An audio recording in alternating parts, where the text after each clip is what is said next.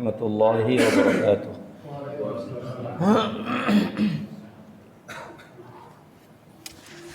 Alhamdulillahi rabbil alamin. Wassalatu wassalamu ala asyrafil anbiya'i wal mursalin wa ala alihi wa sahbihi ajma'in. Asyhadu an la ilaha illallah wahdahu la syarika lah wa asyhadu anna Muhammadan abduhu wa rasuluh. Qala Allahu azza wa jalla fi kitabihil karim, ya ayyuhalladzina amanu taqullaha haqqa tuqatih wa la tamutunna illa wa antum muslimun. Amma ba'd. Ikhwani wa akhwati fillah, a'azzani Allah wa iyyakum. Saudara-saudariku sekalian yang saya hormati dan yang saya muliakan, dan yang senantiasa dirahmati dan diberkahi Allah Subhanahu wa taala. Pertama, segala puji hanya bagi Allah Rabbal alamin. Salawat serta salam senantiasa tercurah terlimpah kepada junjungan Nabi besar kita Muhammad sallallahu alaihi wasallam. Saudara-saudariku sekalian yang saya hormati. Seperti biasa, kajian kita di kesempatan yang berbahagia ini adalah pembacaan kitab Al-Wajiz fi Fiqhi Sunnati wal Kitabil Aziz, yaitu materi fikih. Dan pembahasan kita pada pertemuan yang lalu tentang perkara-perkara yang disunnahkan setelah pemakaman. Betul ya?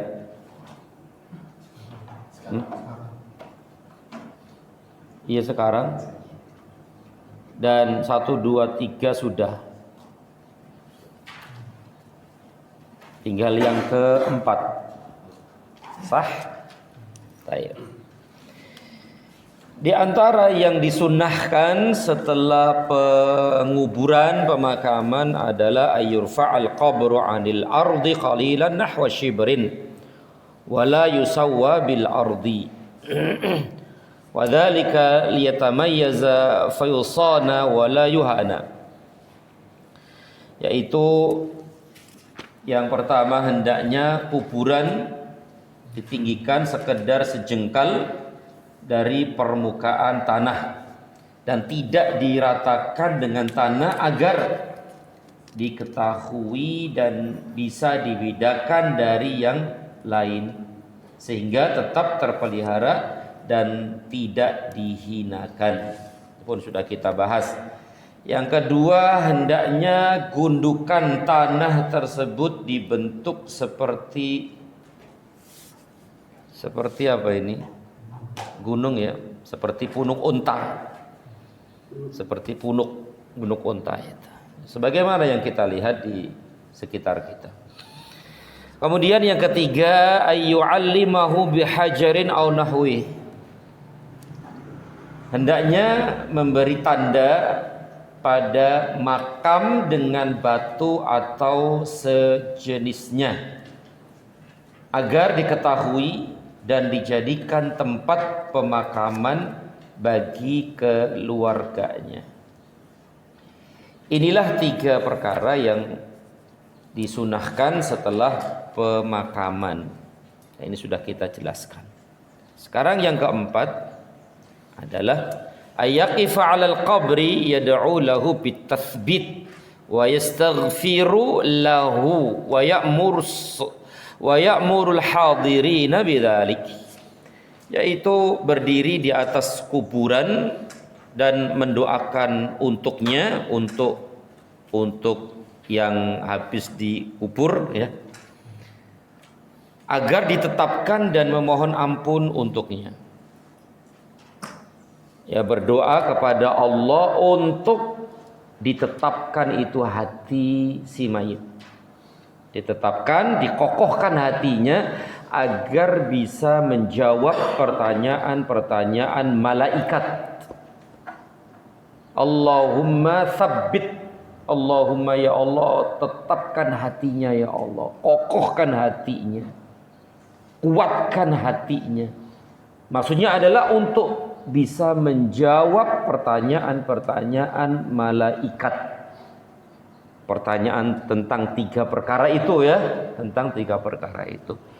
Tidak hanya memintakan agar ditetapkan hatinya, kita juga disunahkan untuk memohonkan ampun untuknya. Ya Allah ampuni dia, ya Allah ampuni dia, ampuni kesalahan dan seterusnya.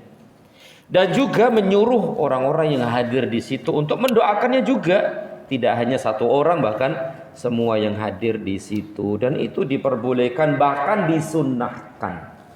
Ya, disunnahkan.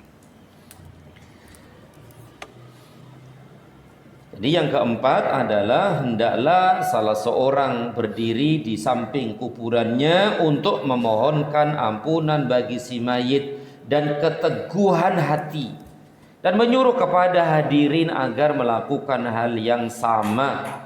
Berdasarkan hadis Nabi sallallahu alaihi wasallam dari Utsman bin Affan radhiyallahu anhu qala, kana an-nabiy sallallahu alaihi wasallam idza faragha min dafnil mayyit waqafa alaihi. Adalah Nabi sallallahu alaihi wasallam apabila selesai memakamkan jenazah,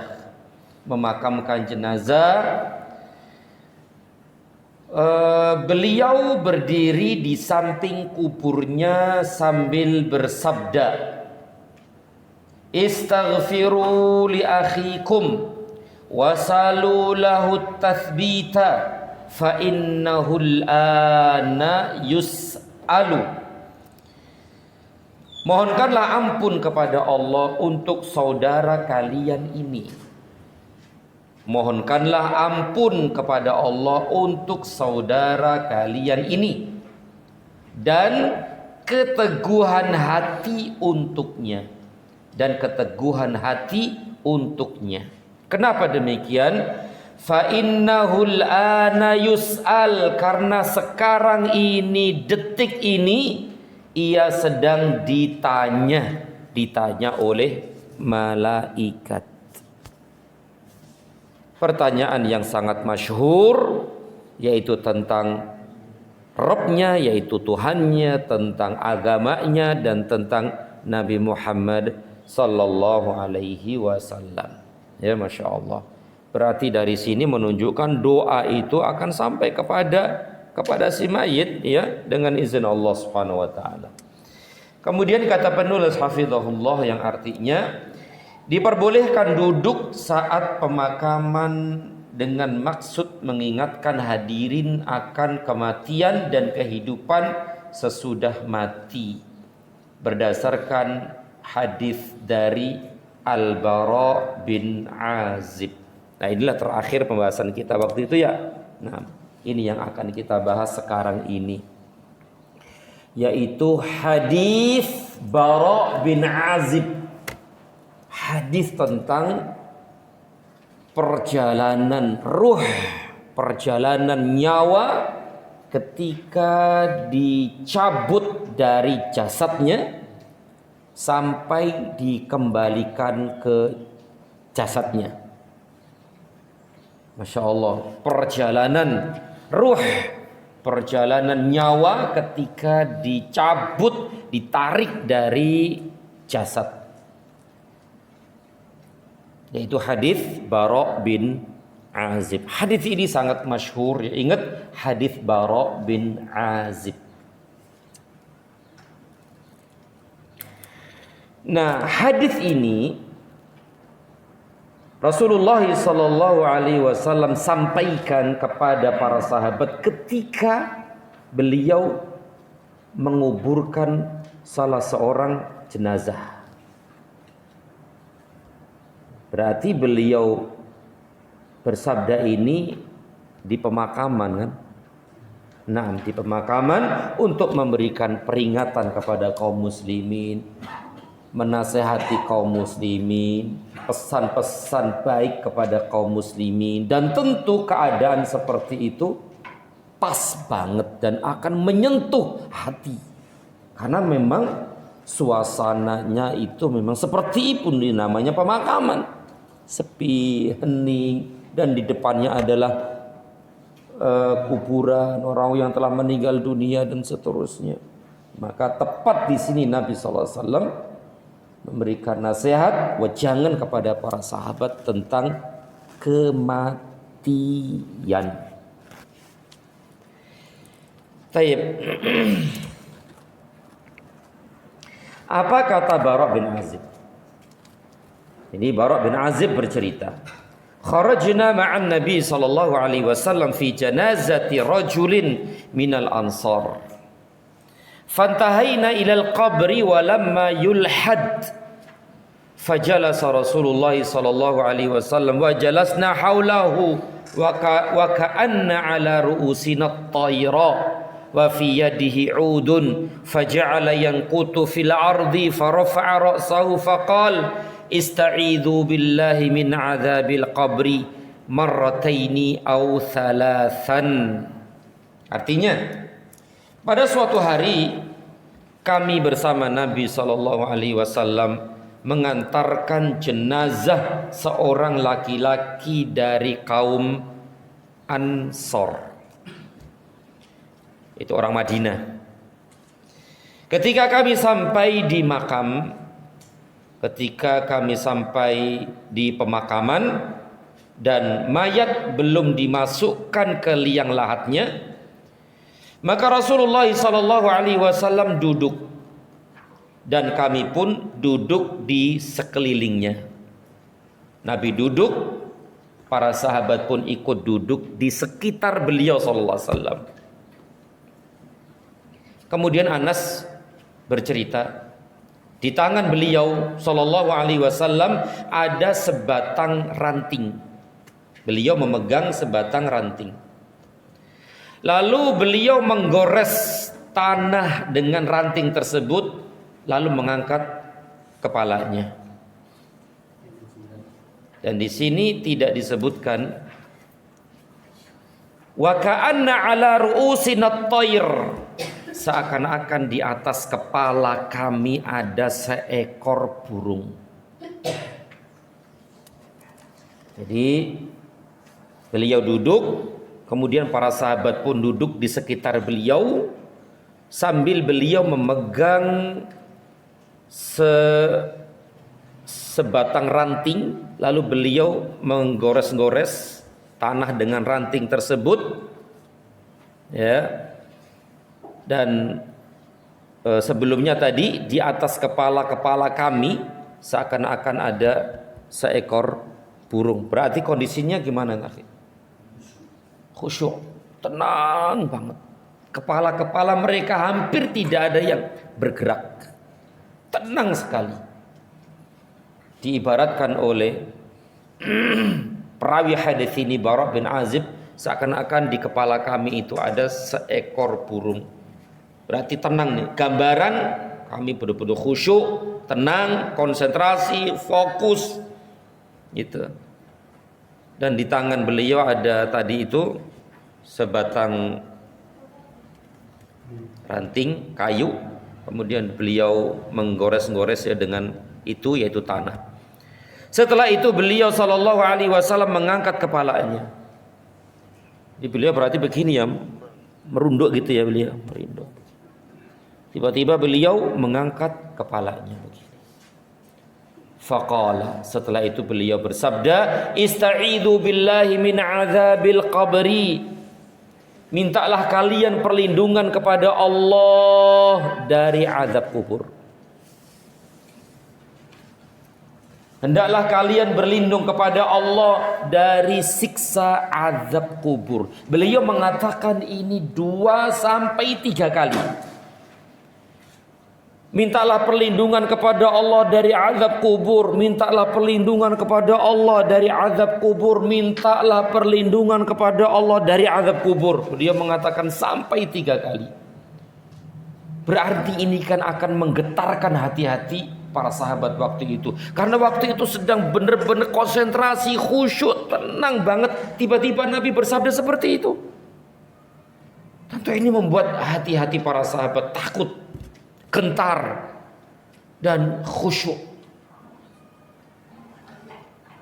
Tsumma qala, kemudian beliau sallallahu alaihi wasallam melanjutkan sabdanya. Apa sabda beliau? Innal 'abdal mu'min idza kana fi inqita'in minad dunya wa iqbalin minal akhirah. Sesungguhnya seorang hamba mukmin, sesungguhnya seorang hamba mukmin ketika akan meninggalkan dunia dan menuju akhirat, berarti apa ini? Sakaratul maut. Berarti apabila seorang mukmin akan meninggal dunia, nazala ilaihi malaikatun minas sama, turun para malaikat dari atas langit. Bidul wujuh, dan wajah-wajah mereka itu putih. Ka'anna wujuhahumus syams, seakan-akan wajah mereka itu seperti matahari. Wajah siapa? Malaikat. Jadi di sini Nabi SAW mengkhabarkan tentang keadaan seorang mukmin yang akan meninggal dunia. Seorang mukmin yang taat, yang patuh kepada Allah dan Rasulnya sallallahu alaihi wasallam. Nih, ketika akan meninggal ini, turun malaikat. Malaikat ini jumlahnya wallahu alam berapa? Yang jelas banyak mereka. Dan malaikat ini wajah mereka itu putih, terang, bagaikan matahari. Berarti menyenangkan nggak tuh? Ya, menyenangkan. Setelah itu, ma'ahum kafanun min akfanil jannah, dan mereka membawa kafan dari kafan-kafan surga. Mereka itu para malaikat tadi membawa kafan dari surga. Seperti apa? Wallahu a'lam. Tentu kafan ini lembut, halus. Kenapa? Karena dari surga. Tentu kalau di surga berarti bagus semuanya, nggak ada yang cacat. Wahanutun min hanutil jannah, dan membawa juga wewangian ya, wewangian dari surga. Kafan dari surga, wewangian dari surga. Berarti semuanya adalah baik, bagus, dan wangi sekali, harum sekali. Hatta yajlisu minhum maddal basar, kemudian mereka duduk di sekitar orang mukmin tadi sejauh mata memandang. Berarti apa ini? Banyak begitu ya? Sejauh mata memandang. Baik, para malaikat ini duduk di sekitar orang yang akan meninggal tadi, seorang mukmin, sejauh mata memandang. Berarti wallahu a'lam jumlah mereka banyak dan tidak diketahui jumlah mereka berapa, wallahu a'lam. Baik. Setelah itu apa? Kemudian beliau melanjutkan sabdanya, "Tsumma yaji'u malakul mauti alaihi salam." Kemudian datanglah malaikatul maut alaihi salam. Malaikatul maut adalah malaikat yang Allah tugaskan mencabut nyawa manusia. Dan antum tahu malaikat maut ini satu enggak ini? Seorang ya? Seorang malaikat. Malaikat satu. Alaihi salam. Kalau yang tadi datang bawa kafan, wewangian tadi banyak. Mereka duduk di sekitar orang mukmin tadi itu yang akan meninggal. Nah, ini datang juga malaikat maut satu. Tapi satu ini subhanallah, Allah berikan kekuatan yang luar biasa, mampu untuk mematikan seluruh manusia seandainya itu terjadi. Makanya nggak heran kalau misalnya dalam satu waktu 1000 mati blek.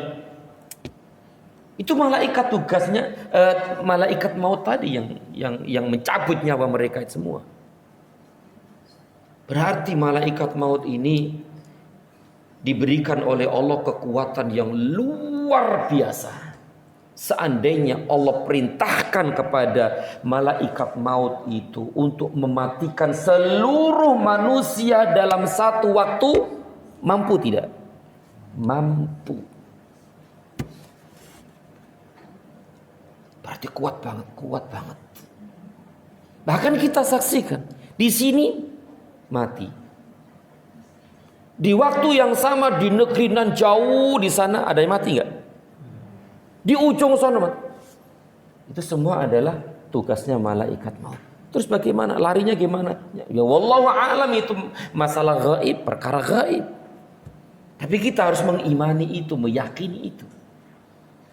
Jadi ini penting sekali akhi fillah, bahwa malaikat maut ini diberikan kekuatan oleh Allah dengan kekuatan yang hebat sekali, sehingga mampu mematikan sekian banyak manusia dalam satu waktu.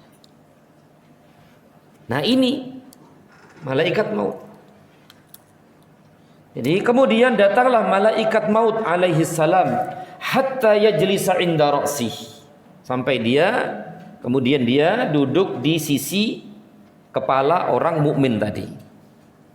Di sisi kepala orang mukmin tadi. Fayaqul, kemudian malaikat maut tadi berkata, ayyatuhan nafsut tayyibah, wahai jiwa yang baik, ukhruji ila maghfiratin minallahi wa ridwan, keluarlah engkau menuju ampunan Allah dan keridhaannya.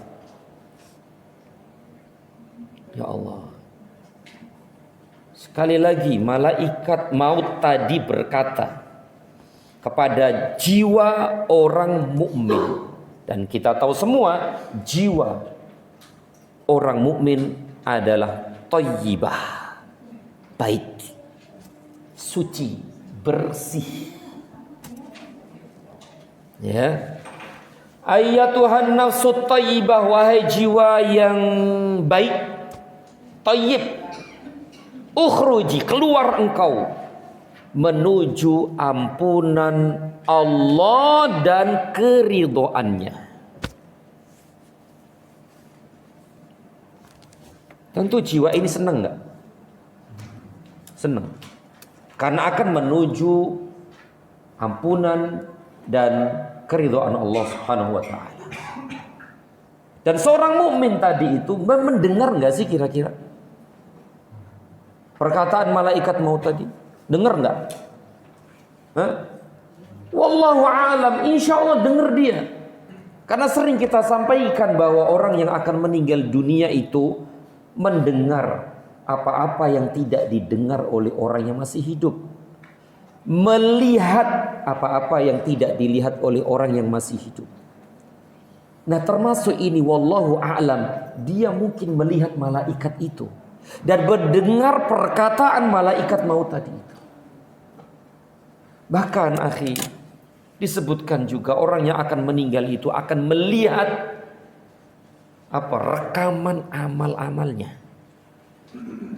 Jadi melihat amal-amal selama dia lakukan di dunia ini. Sholatnya, puasanya, zakatnya, ini semua terlihat di depan matanya. Dengan izin Allah Subhanahu wa taala. Artinya kasetnya itu diputar ulang. Seperti apa? Wallahu a'lam.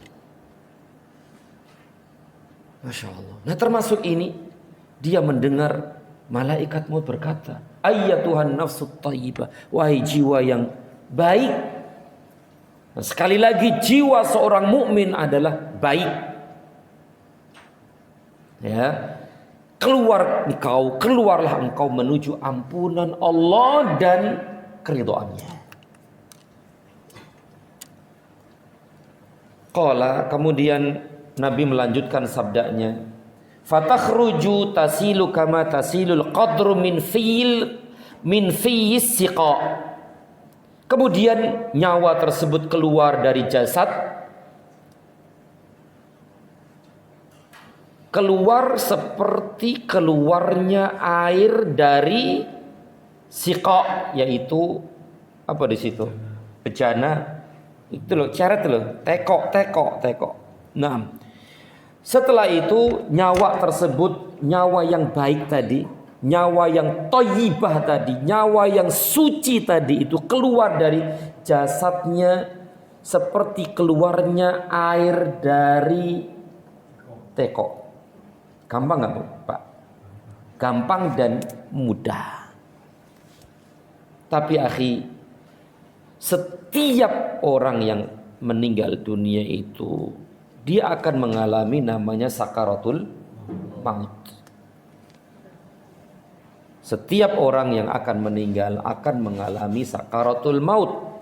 Berarti pada dasarnya dan pada asalnya bahwa setiap orang mengalami sakaratul maut.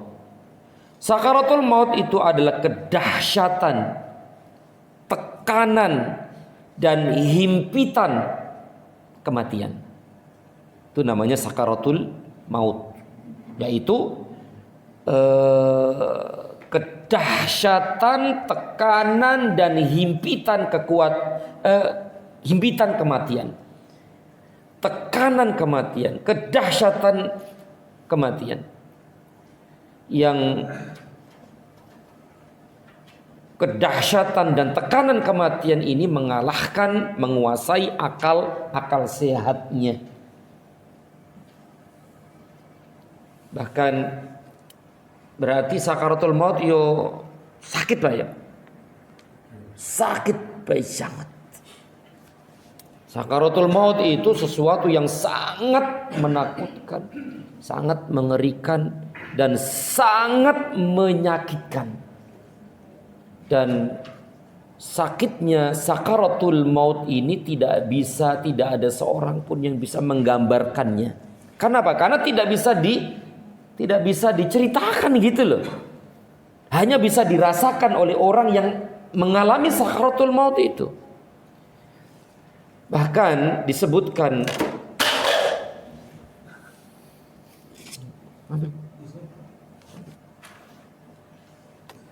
disebutkan dari Sa'id bin Aus radhiyallahu taala anhu, dari Saddad bin Aus radhiyallahu taala anhu, dia berkata, kematian adalah kengerian.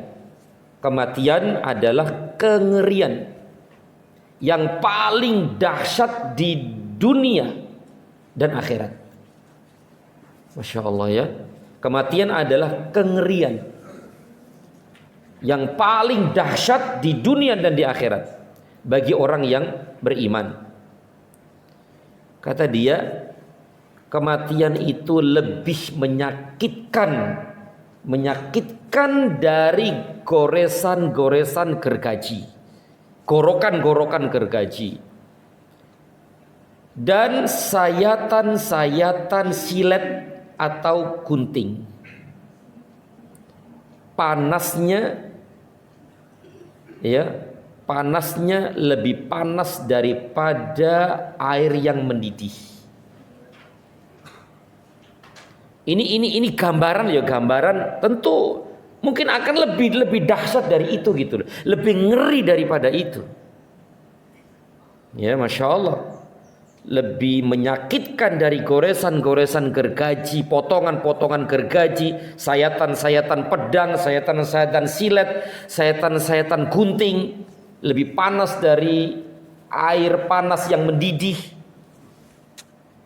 Kata beliau radhiyallahu taala anhu, seandainya ada mayat, seandainya ada mayat yang dibangkitkan dan menceritakan kepada penduduk bumi tentang sakitnya kematian, sakitnya sakaratul maut, niscaya penghuni dunia ini tidak akan nyaman hidup di atasnya, dan tidak akan nyenyak dalam tidurnya. Masya Allah ya. Seandainya ada mayat yang hidup lagi misalnya, dibangkitkan dan menceritakan akan sakitnya, ngerinya dan takutnya sakaratul maut, tentu orang-orang yang masih hidup di permukaan bumi ini tidak akan tenang hidupnya. Tidak akan tenang hidupnya, bahkan tidak nafsu makan, ya, tidak nafsu minum, bahkan tidak nyenyak dalam tidurnya. Ini gambaran sakaratul maut. Dan tentu mungkin lebih dari yang dibayangkan itu. Bagaimana tidak, nyawa yang sekian tahun bersama kita, ruh nyawa kita kan nempel di tubuh kita kan. Selama berapa tahun? Seumur tergantung umur kita masing-masing. Taruhlah 70. Berarti sudah 70 tahun bersama kita, nempel di tubuh kita. Kemudian tiba-tiba diambil.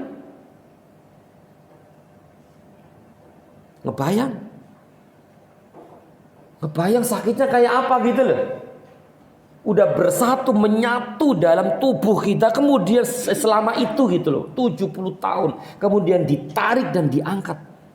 Tentu menyakitkan sekali.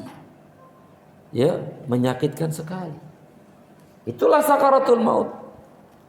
Kengerian yang luar biasa, tekanan-tekanan yang luar biasa, kegalauan dan kengerian yang luar biasa, yang tidak bisa diungkapkan dengan kata-kata. Rasulullah SAW mendapatkan sakaratul maut tidak? Naam, Nabi kita Muhammad SAW, manusia yang paling mulia pun mendapatkan sakaratul maut. Apalagi selain beliau SAW. Masya Allah. Tapi akhi, perlu kita yakini bahwa tekanan-tekanan tersebut bagi seorang mukmin adalah nikmat. Tekanan-tekanan tadi, rasa sakit sakaratul maut bagi seorang mukmin adalah nikmat. Sakit tapi nikmat. Nikmatnya adalah apa? Penghapus dosa, penghapus kesalahan, dan pengangkat derajat. Itu bagi seorang mukmin. Sehingga ketika dia bertemu dengan Allah Azza wa Jalla dengan tidak membawa kesalahan. Nikmat tidak? Nikmat. Bukankah keyakinan kita bahwa sakit kita, kesedihan kita, kegundahan kita, kalau kita sabar dalam menghadapi itu semua, bukankah itu penghapus dosa? Penghapus dosa, pengangkat derajat. Apalagi sakitnya sakaratul maut, tentu itu akan lebih menghapus dosa dan mengangkat derajat di sisi Allah Azza wa Jalla. Berarti itu nikmat. Iya, nikmat. Nikmat yang Allah anugerahkan kepada seorang mukmin. Tapi bagi seorang kafir, azab. Bukan nikmat, azab. Dan orang kafir itu ya begitu. Di dunia azab, menjelang kematian azab, setelah kematian azab, setelah hari kiamat azab, dan semakin hari semakin bertambah azab bagi orang kafir. Tapi bagi seorang mukmin tadi adalah kenikmatan, karunia Allah Subhanahu wa taala, ya, agar dosa-dosanya terhapus, ya, terhapus dan terangkat derajatnya di sisi Allah Subhanahu wa ta'ala. Nabi saja dapat sakaratul maut. Mampu enggak sih Allah menjadikan setiap nabi dan rasul tidak mendapatkan sakaratul maut? Mampu enggak? Mampu, tapi Allah takdirkan seperti itu gitu loh. Sehingga Allah takdirkan itu untuk para nabi dan rasul. Meskipun Nabi kita sallallahu alaihi wasallam telah diampuni enggak sih? telah diampuni kesalahan yang lalu dan yang akan datang, tapi tetap beliau mendapatkan sakaratul maut. Kenapa? Untuk mengangkat beliau lebih tinggi lagi di sisi Allah Subhanahu wa taala. Baik, Masya Allah. Dan inilah keadaan seorang mukmin yang akan meninggal dunia. Ya, meskipun seperti itu, tetap mereka mendapatkan sakaratul maut. Tapi kita lanjutkan. Jadi Nabi SAW melanjutkan sabdanya, fatakhruju tasilu kama tasilul qatru min fiyyi siqa. Kemudian nyawa, jiwa, ruh tersebut keluar, dan keluarnya itu seperti keluarnya air dari tekok mudah. Fayakhudhuha, kemudian diambil oleh malaikatul maut. Ya, diambil oleh malaikatul maut. Fayakhudhuha. Fa idza akhadhaha, ketika dia mengambilnya, lam yad'uha fi yadihi qattar fata'ainin hatta ya'khudhuha.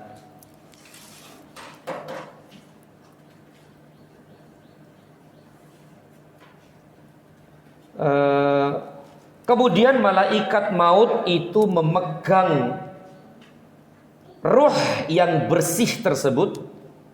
Lalu ketika dipegang oleh malaikat maut, para malaikat yang lain tidak pernah membiarkannya berada di tangan malaikat maut walaupun sekejap mata, sehingga mereka langsung mengambilnya.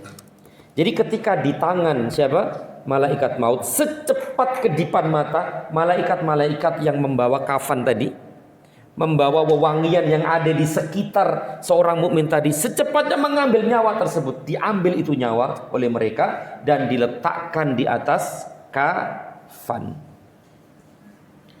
Insyaallah ya. Fayaj'aluha fi dzalikal kafani wa fi dzalikal hanut. Wa yakhruju minha ka'atyabi nafhati miskin wujidat ala wajhil ardi. Secepatnya malaikat-malaikat pembawa kafan tadi mengambil nyawa dari tangan malaikat maut dan diletakkan di kafan tersebut, ya, diletakkan di kafan dan hanut, ya, kafan dan hanut tersebut. Hanut tadi wewangian tadi, ya. Wa yakhruju minha ka'atyabi nafhati miskin wujida ala wajhil ardi. Dan tiba-tiba keluarlah aroma wangi semerbak di permukaan bumi, dan yang wanginya ini lebih wangi dari wewangian-wewangian yang ada di permukaan bumi. Masya Allah.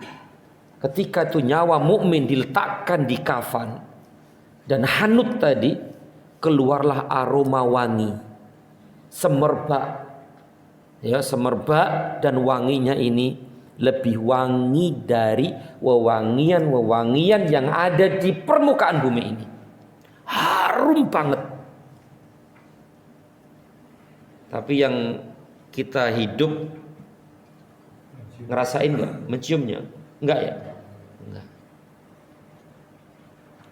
Masya Allah. Tapi yakinlah itu terjadi. Yakinlah itu terjadi. Ya. Kemudian kemudian Nabi SAW melanjutkan sabdanya, fayas'aduna biha, kemudian malaikat tadi membawa ruh ke atas. Fala yamurruna ya'ni biha ala mala'in minal malaikati illa qalu ma hadzal ruhut thayyib. Kemudian mereka membawa naik ke atas, maka tidaklah mereka melewati sekelompok malaikat kecuali mereka bertanya, ruh yang baik ini milik siapa? Ini roh siapa ini? Kok wanginya Masya Allah, wanginya luar biasa. Ini roh siapa ini? Jadi malaikat-malaikat pembawa tadi membawa ruh, menaikkan ruh tadi ke atas.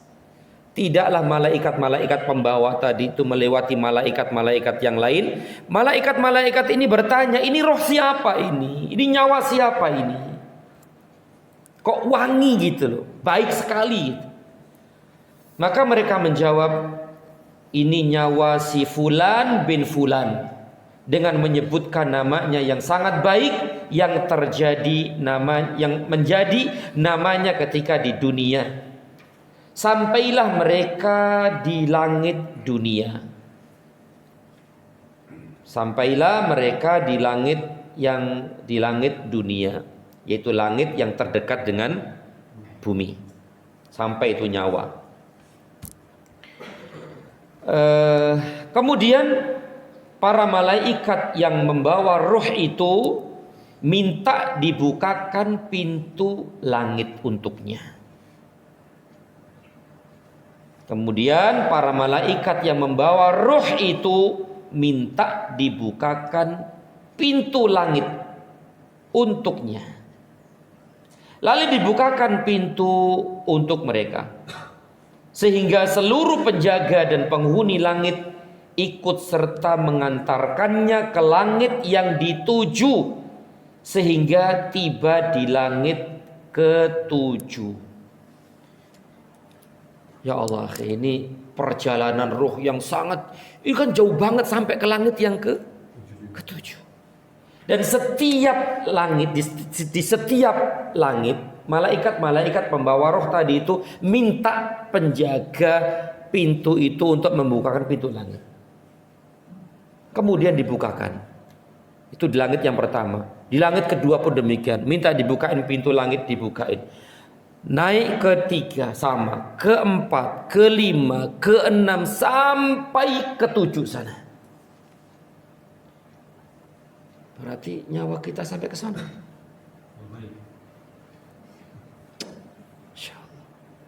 Berarti cepat banget ya. Kan sebentar lagi kembali ke jasadnya. Berarti perjalanan sangat cepat sekali. Ya wallahu alam seperti apa kan? Ya ini kan perkara gaib ya, perkara gaib yang tidak bisa dilihat oleh mata, didengar oleh telinga, dan dipikirkan oleh akal, tidak. Tapi ini kita hanya beriman kepadanya. Ya Allah, nyawa kita akan naik sampai ke langit yang ke-7. Sesampai langit di 7 sana, Allah berfirman, "Uktubu kitaba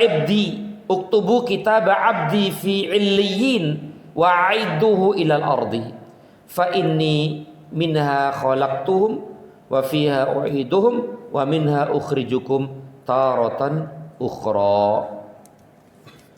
Simpanlah catatan amal harian hambaku ini di Iliyin, dan kembalikanlah ia ke dunia, karena sesungguhnya dari tanah dan ke sana pula aku akan mengembalikan mereka, dan dari bumi itu aku akan mengeluarkan mereka sekali lagi.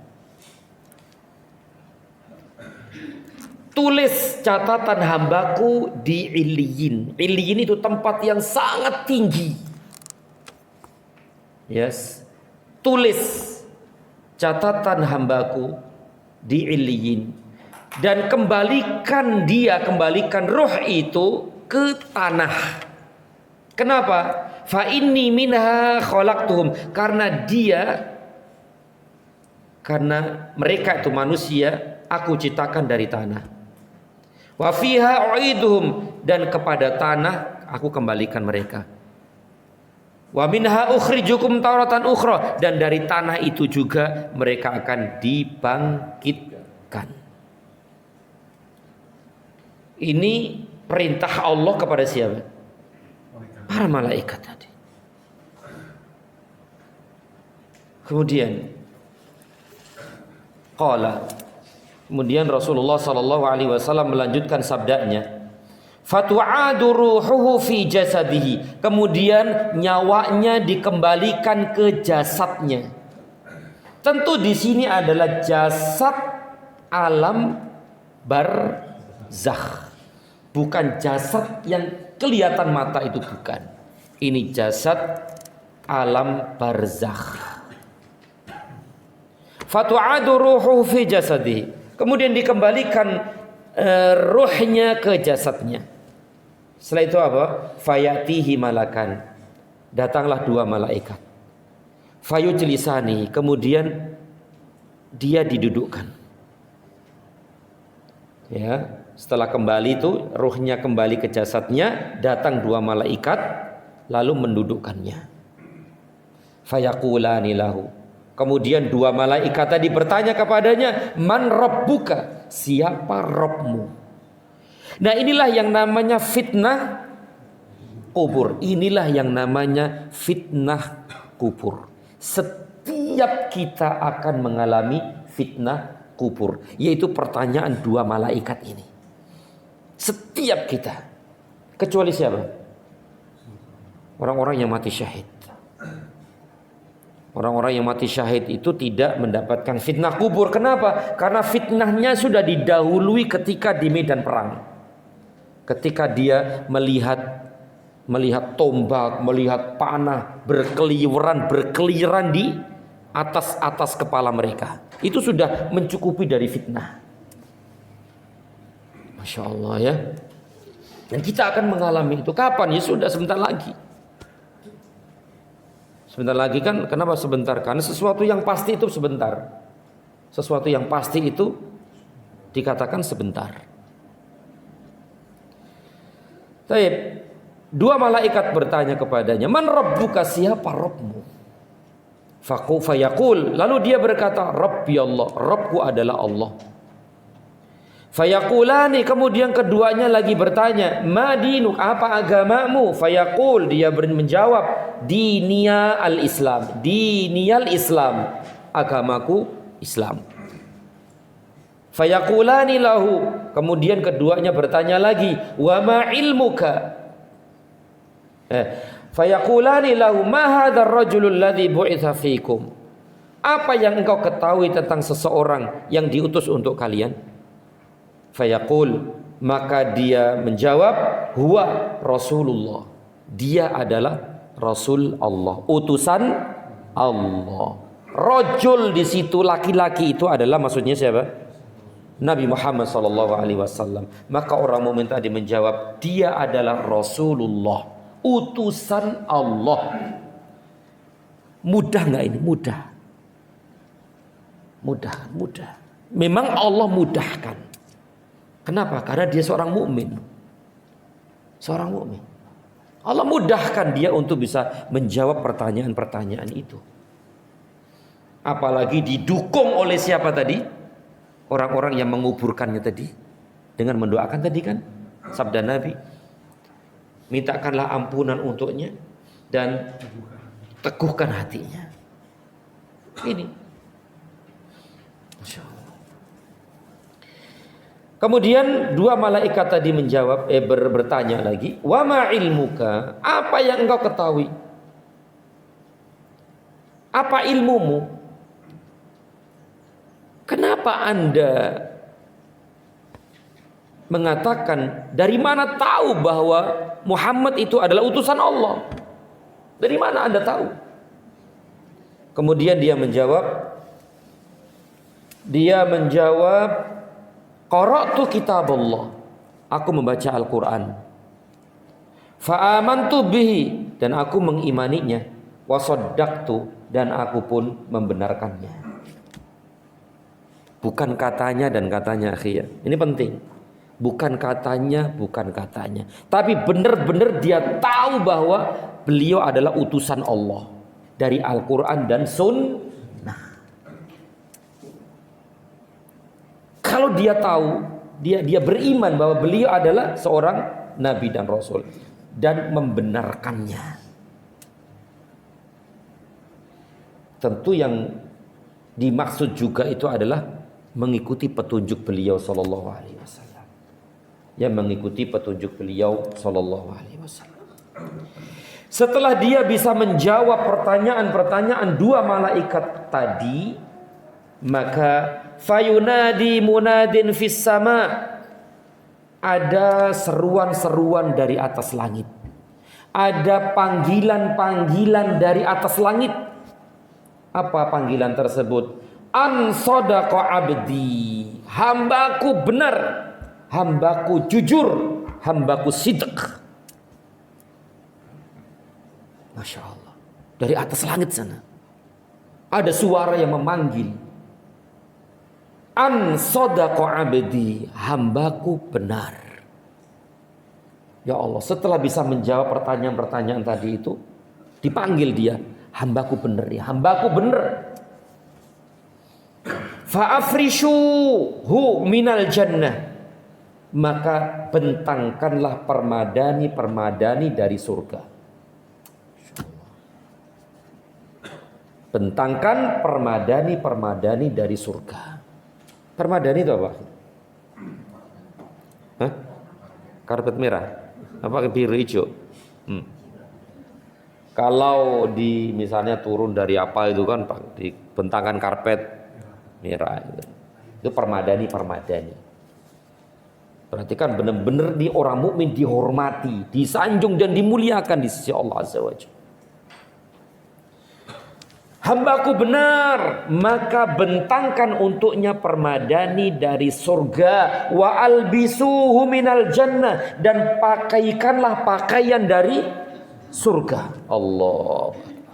Pakaikan pakaian dari surga. Waftahu lahu baban minal jannah, dan bukakan baginya salah satu pintu surga. Bukakan untuknya pintu surga. Dibukain enggak? Dibukain. Tentu dibukakan. Subhanallah, dia berada di alam kubur, di alam barzakh, tapi dia melihat dengan kedua matanya tempatnya nanti di akhirat. Bahkan dia merasakan aroma wangi surga, merasakan hembusan angin wangi surga, dan melihat keindahan surga. Sedangkan dia di dalam kubur. Subhanallah. Dan bukakan baginya pintu surga. Qala, kemudian Nabi SAW melanjutkan sabdanya, fayatihi min rauhiha wa tibiha wa yufsahu lahu fi qabrihi madda basarihi. Lalu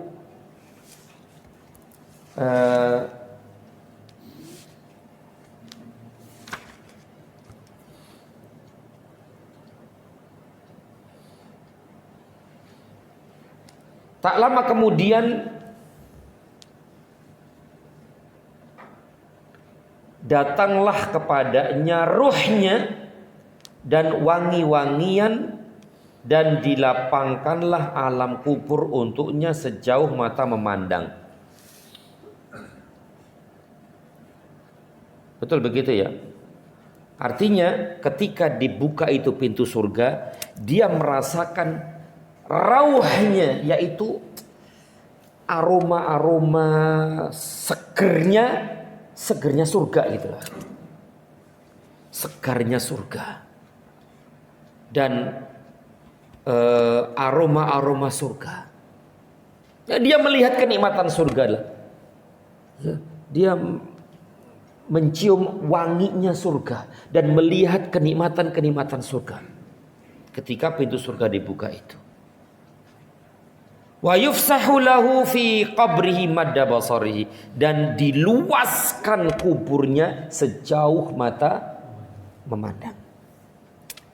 Luas, sejauh mata memandang. Ya Allah, enak gak dia? Enak? Enak ya? Enak. Makanya orang-orang jauh-jauh ke puncak sana ya, bermacet-macet ria, pengen ngelihat apa? Pemandangan luas, sejauh mata memandang, hijau, jauh mata memandang.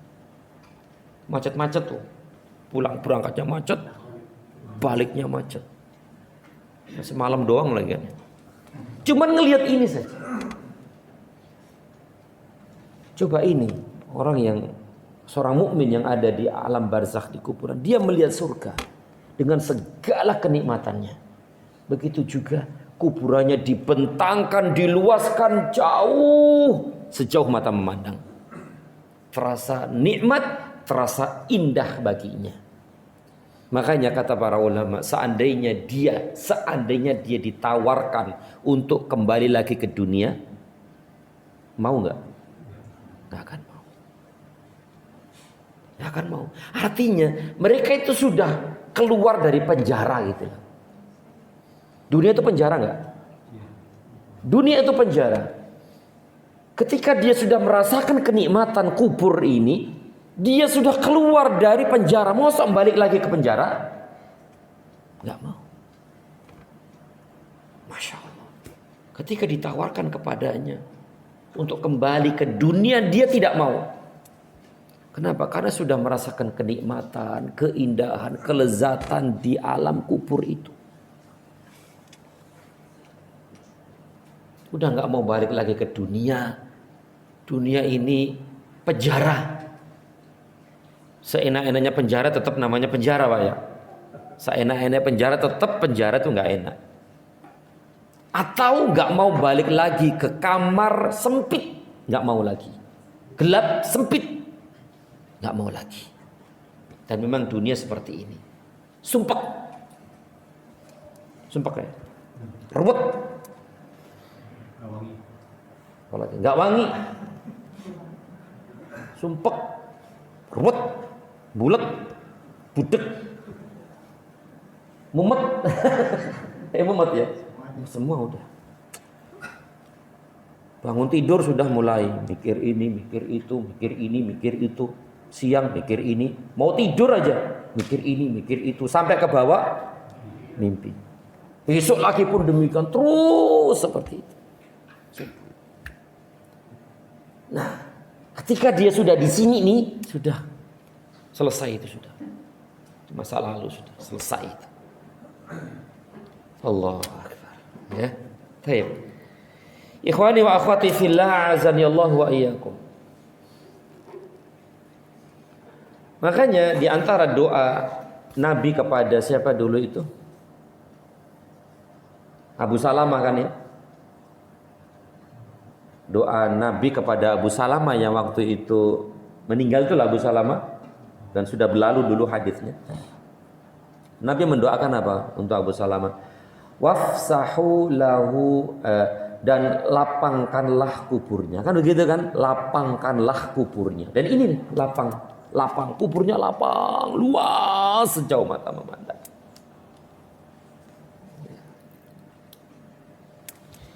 Kemudian kita lanjutkan. Setelah itu apa? Kemudian Nabi SAW melanjutkan sabdanya, wa yatihi rajulun hasanul wajhi. Tiba-tiba datang seseorang yang berwajah tampan, berwajah bagus. Ini datang seseorang yang berwajah bagus. Wa hasanus thiyab, dan orang ini berpakaian yang bagus, pakaiannya bagus. Wa tayyibur rih, dan wangi. Datang seseorang yang berwajah Masya Allah, pakaiannya Masya Allah, wanginya Masya Allah. Fayaqul, orang tadi berkata, abshir billadzi yasurruka, hadza yaumuka alladzi kunta tu'ad.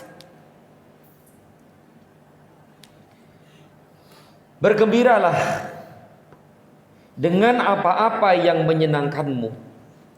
Ini adalah hari yang dijanjikan dahulu kepadamu. Bergembiralah dengan apa-apa yang menyenangkanmu. Ya, berarti senang dia karena mendapatkan nikmat kubur, kesenangan kubur, kelezatan kubur. Ini adalah hari yang dijanjikan dahulu kepadamu. Nah, sekarang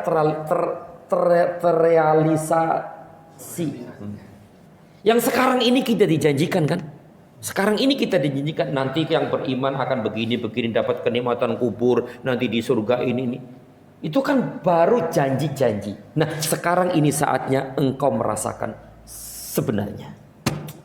Allahu Akbar. Ini kata siapa? Orang yang datang tadi itu wajahnya ceria, wajahnya bagus, tampan begitu ya, pakaiannya pun bagus, kemudian wangi. Kemudian orang mukmin tadi berkata, fayaqulu lahu, orang mukmin tadi berkata, "Man anta? Siapa Anda? Siapa kamu?"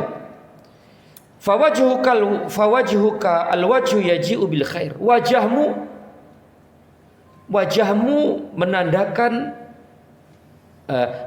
fawajhuka alwajhu yaji'u bil khair. Wajahmu menandakan akan kebaikan. Fayaqul, maka orang tadi berkata, ana amalukas solih. Orang tadi yang datang berkata, aku adalah amal solihmu. Berarti amal soleh yang kita kerjakan selama kita hidup di dunia ini akan dirubah wujudnya menjadi orang ini. Yang wajahnya, yang pakaiannya, yang wanginya, Masya Allah, dirubah oleh, dan dialah yang akan menemani kita di kuburan sampai waktu yang Allah tetapkan. Mengingatkan kita akan hadis Nabi SAW, yutba'ul janazah bithalas. Jenazah diikuti oleh 3 perkara.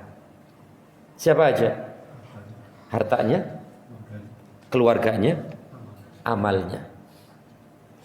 Hartanya, keluarganya, dan amalnya.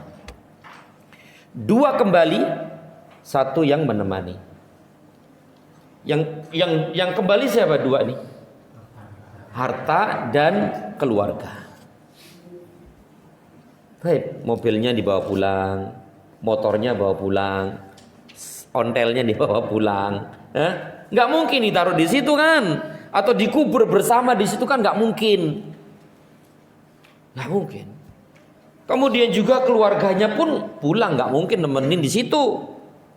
Bahkan suami nemenin di situ nggak? Apalagi istri gitu. Nggak mungkin nemenin di situ. Mereka pun pulang semuanya. Tinggal sendiri dia. Nah, yang nemenin terakhir ini adalah amalnya. 2 kembali, yang tersisa yang nemenin adalah 1 ini, amalnya. Dan ternyata ini, amalnya ini yang menemani dia. Yang Allah jadikan amalnya itu menjadi berubah wujud menjadi manusia.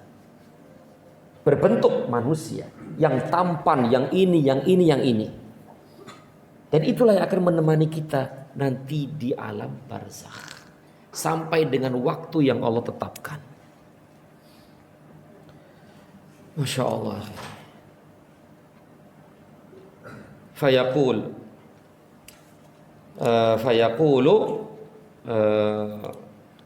Fayaqulu, kemudian dia berkata, seorang mukmin tadi berkata, Rabbi aqimis sa'ah. Wahai Allah, wahai Rabbku, aqimis sa'ah, tegakkan kiamat. Ya Allah, segerakan kiamat. Cepat kiamat wahai Allah. Udah gak sabar lagi menempati tempatnya yang diperlihatkan di situ. Apa itu?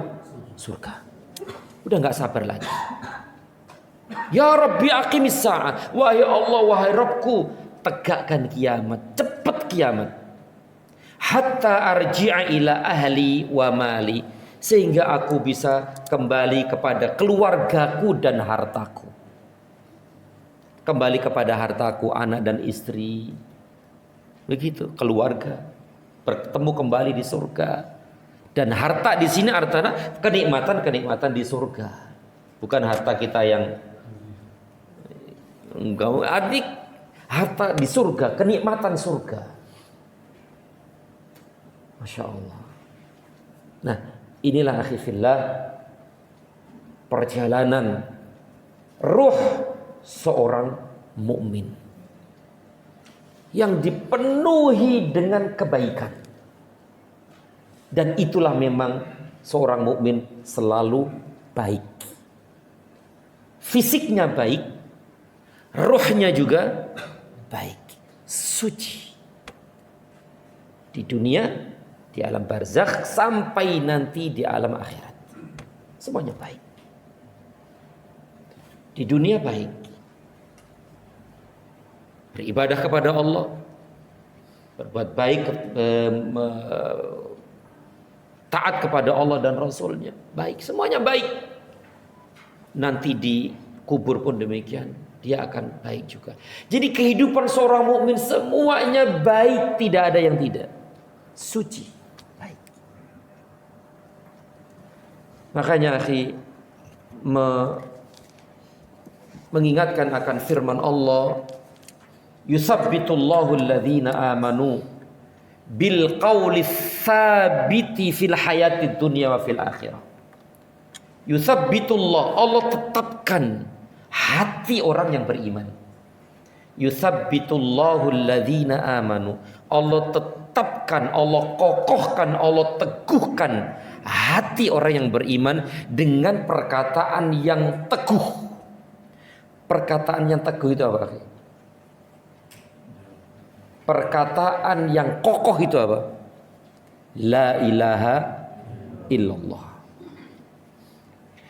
Fil hayati dunya wa fil akhirah. Di dalam kehidupan dunia dan di dalam kehidupan akhirat. Baik, di dalam kehidupan dunia kapan dan di dalam kehidupan akhirat kapan? Surat apa itu, akhi? Surat apa? Yuthabbitullahu alladhina amanu bil qawli tsabiti fil hayatid dunya wa fil akhirah. Allah tetapkan, Allah teguhkan hati orang-orang yang beriman dengan perkataan yang kokoh dalam kehidupan dunia dan di dalam kehidupan akhirat.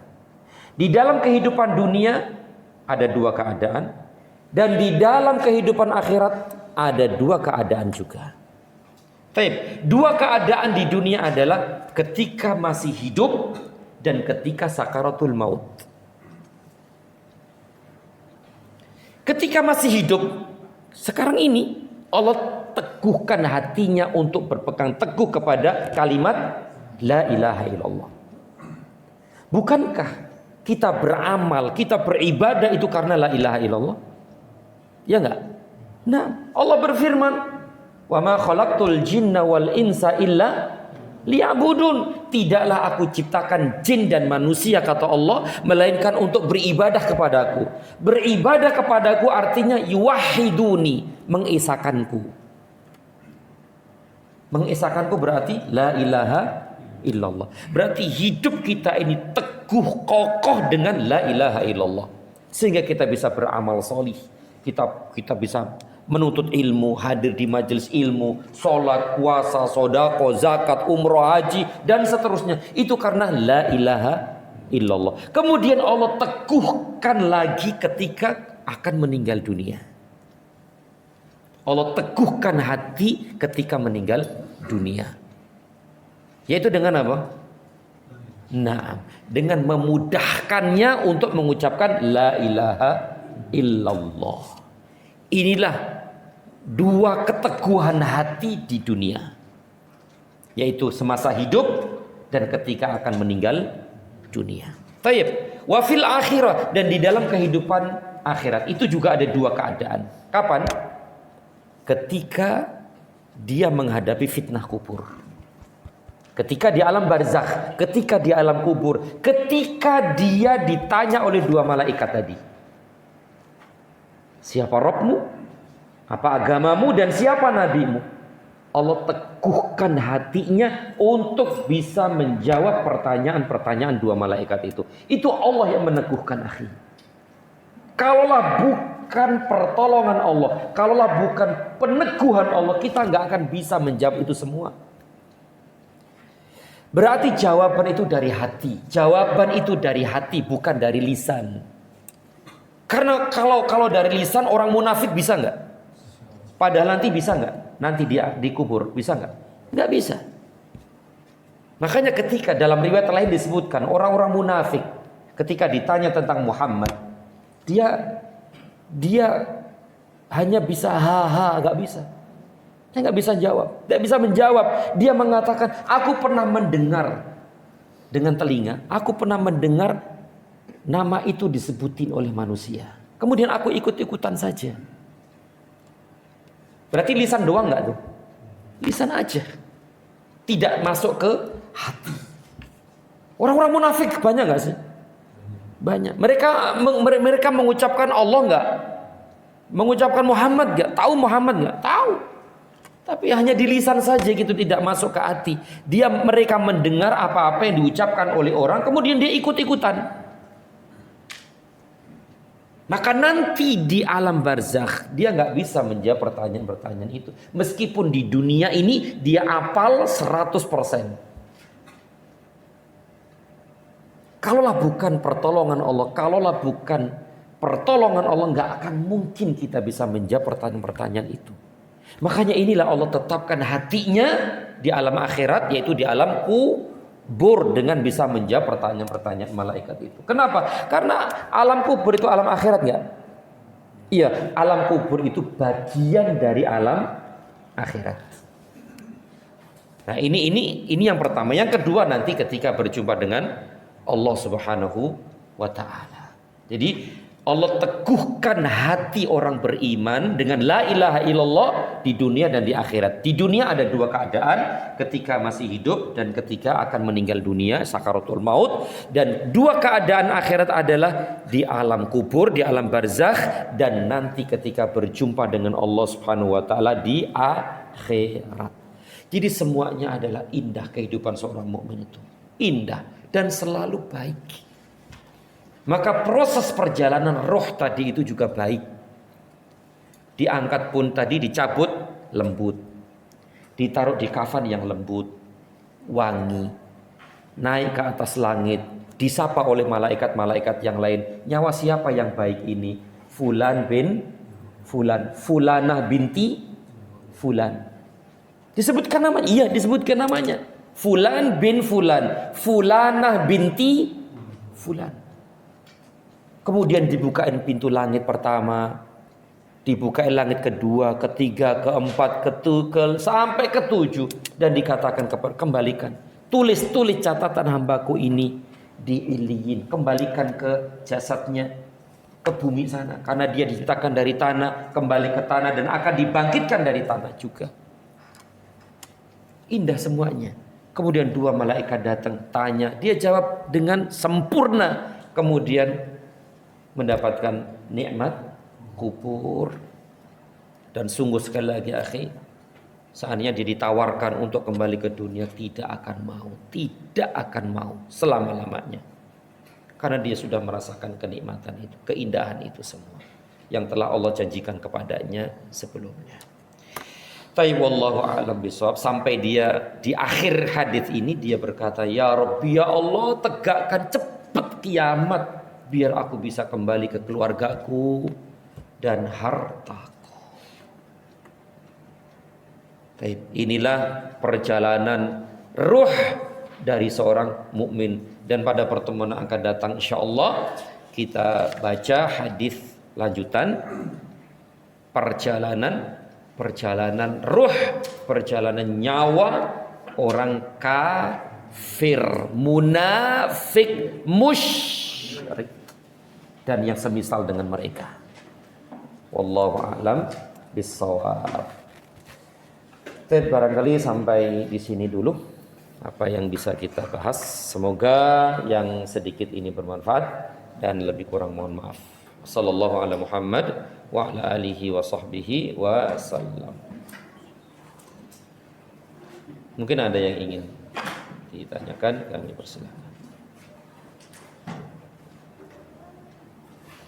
Taib, alhamdulillah tidak ada yang bertanya. Berarti materi bisa diterima dengan baik dan sempurna. Walhamdulillahirabbil alamin. Wassallallahu ala Muhammad wa ala alihi wa sahbihi wa sallam. Subhanakallahumma wa bihamdika asyhadu an la ilaha illa anta astaghfiruka wa atubu ilaik. Wassalamualaikum warahmatullahi wabarakatuh. Waalaikumsalam.